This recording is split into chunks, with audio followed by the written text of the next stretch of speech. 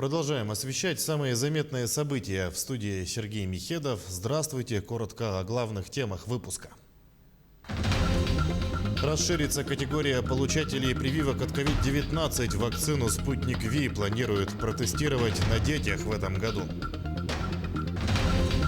Новогодние праздники позади, россияне возвращаются к привычному рабочему ритму. Как ускорить восстановление после обильных застолий?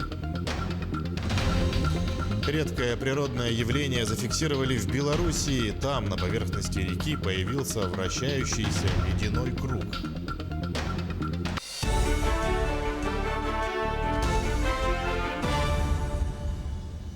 В Кремле приветствуют намерение новой администрации США продлить договор СНВ-3. Об этом заявил пресс-секретарь президента Дмитрий Песков, комментируя слова кандидата на пост госсекретаря США Энтони Блинкена о продлении договора. Все подробности у наших коллег. Пресс-секретарь президента России Дмитрий Песков заявил в среду, что Москва по-прежнему выступает за продление действия договора о мерах по дальнейшему сокращению и ограничению стратегических наступательных вооружений.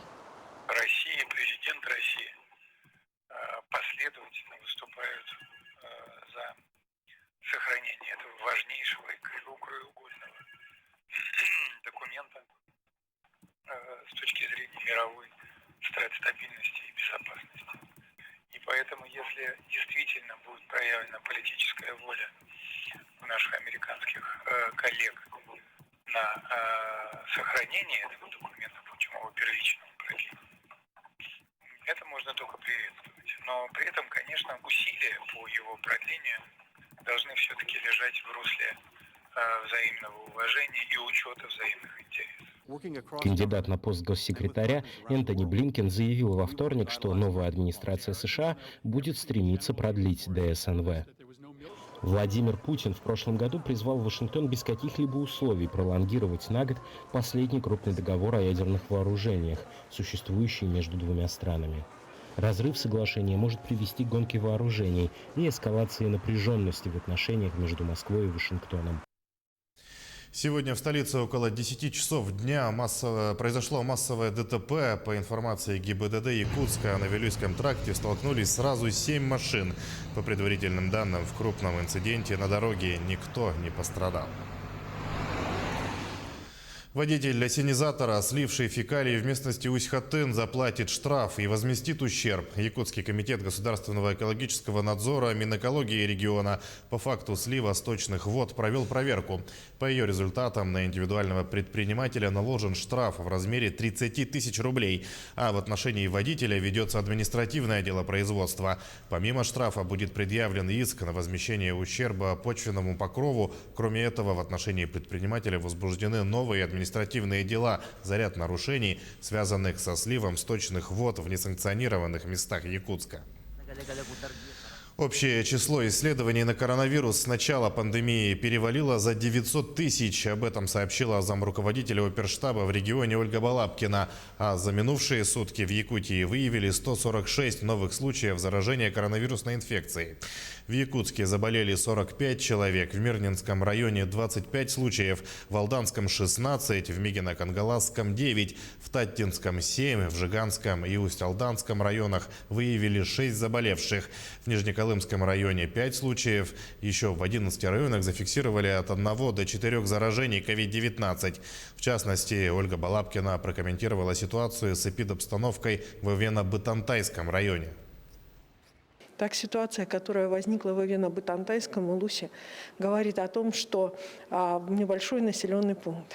Приехали, соответственно, студенты, которые должны были быть отслежены для того, чтобы в том числе принять меры для самоизоляции. Тем не менее, в результате их приезда возникла ситуация, которая повлекла и распространение коронавируса в одном из отдаленных населенных пунктов Ивено-Бытантайского Улуса. Эти ситуации показывают еще раз тот факт, что от глав муниципальных образований, руководителей оперативных штабов зависит текущая ситуация санитарно-эпидемиологическая на территории республики. Вакцину «Спутник Ви» планируют протестировать на детях в этом году. Об этом сообщил замдиректора центра имени Гамалеи Денис Лагунов. Сейчас применять вакцину у детей запрещено. Это связано с нормальной регуляторикой, не только российской, но и мировой, сказал Лагунов. По его словам, исследование с участием детей запланировано и будет проведено в 2021 году. Ранее представители центра имени Гамалеи рассказывали, что исследования с участием детей проходят поэтапно. Сначала вакцину вводят молодым людям до 18, потом возрастной порог снижают до 14-16 лет. И после этого действие вакцины проверяют у детей младше 14 лет. Тем временем в Якутии продолжается массовая вакцинация населения. Кроме Якутска, партию вакцины получили 13 районов. В ближайшие дни дозы распределят по остальным муниципалитетам. Об этом сегодня сообщил Айсен Николаев на очередном совещании с главами районов. Руководитель региона оценил ситуацию на местах и дал ряд новых поручений. Основной задачей названа вакцинация от коронавируса. В Якутию поступило более 27 тысяч доз вакцины. На сегодня вакцинировали свыше 3,5 тысяч человек. Глава отметил необходимость усиления разъяснительной работы среди населения и соблюдения правил хранения и условий транспортировки вакцины. Здесь хочу сказать, что 200 мирнинцев уже получили вакцину от COVID-19. Речь пока о первом этапе. Еще один укол им придется поставить спустя 3 недели. Защитить себя от инфекции препаратом «Спутник Ви» может любой желающий. В Мирнинский район поступила партия, рассчитанная на 1000 человек. Ивана Филиппова наблюдала за процессом вакцинации. я не переболевший, иммунитета у меня нету. Медработники в качестве пациентов. Врачи, медсестры первыми проходят вакцинацию от коронавируса. Следующие в очереди сотрудники правоохранительных органов, социальные работники, учителя. Все те, кто находится в группе риска. Главное у нас у докторов это сами за собой наблюдаем. Для этого нам легче будет потом что-то советовать другим. Вакцина отечественного производства «Спутник Ви» ставится в 2 этапа. Один флакон рассчитан на 5. После вскрытия необходимо использовать в течение 2 часов. По истечении времени вакцина непригодна. Собираем 5 человек в коридоре, она размораживается 30 минут и начинаем ставить. Перед вакцинацией необходимо пройти осмотр терапевта. Врач измерит температуру, артериальное давление, проверит общее состояние. При себе нужно иметь паспорт, полис, СНИЛС и результат флюорографического обследования. Вакцинацию нельзя проводить тем, кто за последний год перенес острый коронарный синдром или инсульт. Противопоказаниями также являются хронические системные инфекции, туберкулез, новообразование, гепатиты Б и С, сифилис, ВИЧ, хронические заболевания в стадии обострения. По словам медиков, после прививки может быть легкое недомогание, повышение температуры. Поэтому в течение 3 дней необходимо наблюдаться у участкового терапевта. Первый заместитель директора медцентра «Алроса» соблюла рекомендации. Прививку получила. Ощущений никаких, абсолютно, могу сказать. Переносится все хорошо. Зашла, обыкновенный укус комара, вышел. Я должна находиться вместе со своим коллективом, с которым мы сегодня пришли, 30 минут для того, чтобы посмотреть, мало ли. Сегодня перед медиками стоит серьезная задача – привить как минимум 30% населения. Только в этом случае образуется коллективный иммунитет COVID-19. Однако вакцинация – дело добровольное. Никого заставлять не будут. Мы сейчас закончим прививать первых приоритетных наших сотрудников и готовы будем прививать уже пациентов. То есть пациенты смогут обращаться в наш колл-центр. Мы будем сохранять их телефоны, расставлять в очередь, назначать дату. На днях начнут прививать сотрудников «Алроса» в медпунктах компании. По мере поступления вакцины препаратом обеспечат и другие населенные пункты района. Ивана Филиппова, Кирилл Шолохов, телеканал «Алмазный край». Новогодние праздники позади, россияне возвращаются к привычному рабочему ритму. Но как ускорить процесс восстановления после обильных застолий и от какого рациона стоит отказаться, если вы хотите получить вакцину от коронавируса, узнаем из следующего материала. Сегодня по всей стране начат первый этап вакцинации от коронавируса. И если вы планируете поставить себе прививку, необходимо соблюдать определенную диету. Именно при коронавирусе выявляется у многих дефицит витамина D, повышенное содержание белка необходимо, потому что синтез антител, для чего вводится вакцина? Для того, чтобы стимулировать выработку специфических антител. А антитела – это белковые структуры.